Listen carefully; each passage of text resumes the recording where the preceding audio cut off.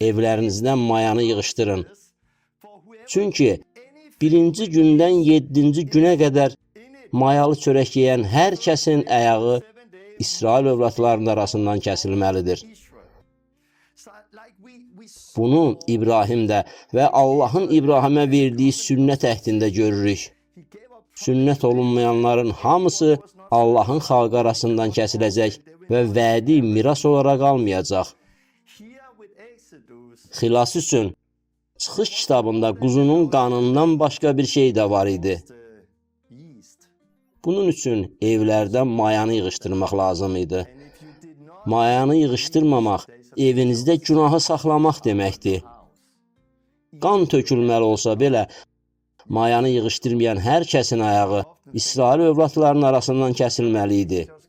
Biz çox vaxt düşünürük ki, İsa'nın qanı günahımızı örtür. Amma maya olan evdə qan onları xilas eləmədi. Günahın rəmzi olan mayanı qan örtmürdü.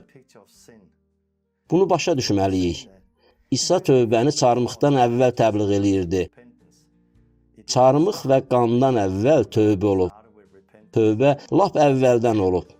Tövbə elə və sonra qana iman elə.